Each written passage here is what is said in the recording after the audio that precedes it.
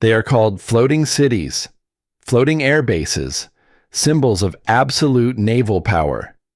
For decades, aircraft carriers have represented dominance. If you had one, you mattered. If you had several, you shaped the world. A single carrier strike group can project air power thousands of kilometers from home. Dozens of fighter jets, surveillance aircraft, electronic warfare systems, escorts armed with advanced air defense, submarines lurking beneath the surface. It is not just a ship. It is a moving ecosystem of force. But modern warfare has changed. Today, the oceans are no longer empty strategic highways. They are monitored by satellites, tracked by long-range radar, watched by drones, mapped by data.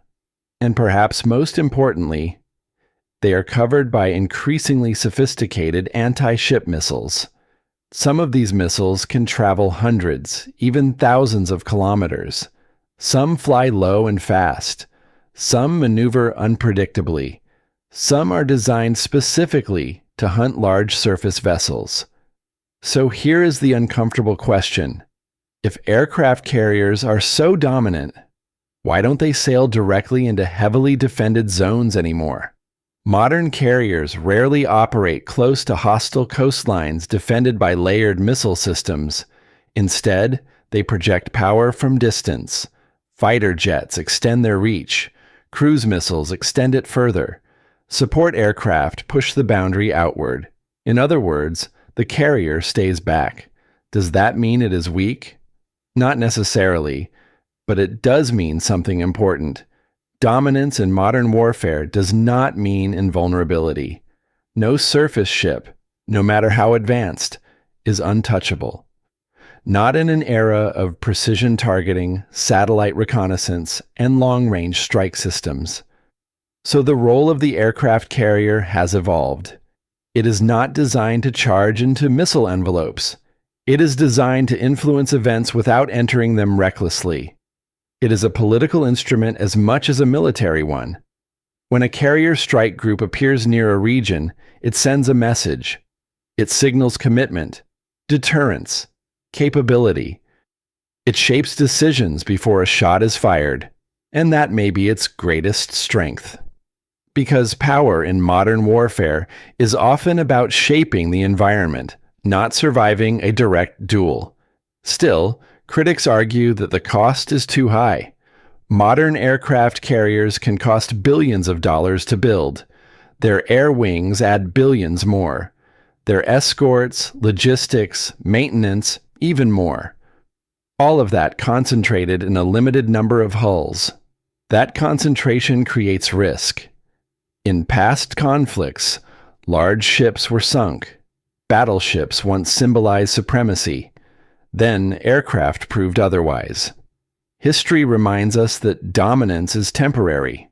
So are carriers the next battleships. Or are they adapting faster than their critics assume? Unlike battleships of the past, carriers are not static gun platforms. They are flexible launch systems. Their strength lies in the aircraft they carry. And aircraft evolve. Stealth fighters, unmanned systems, long-range precision weapons.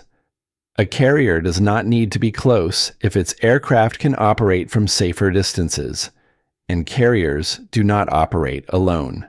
They are protected by layered defenses, destroyers with advanced missile systems, submarines hunting threats below the surface, airborne early warning aircraft extending radar horizons. It is a network, and modern warfare is increasingly about networks. So perhaps the real question is not, are aircraft carriers obsolete?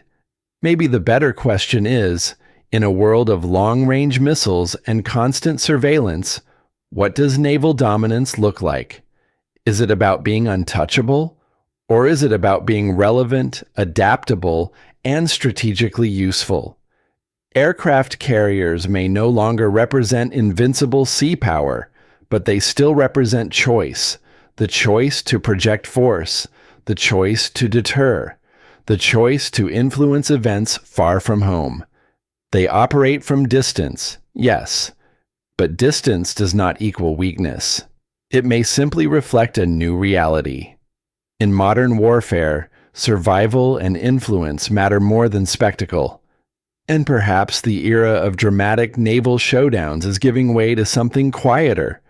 Power applied carefully, from just far enough away. The oceans are changing. Technology is changing. Warfare is changing. And aircraft carriers are changing with it. The question is not whether they are kings of the sea. The question is whether kingship itself has been redefined. Still hear stories.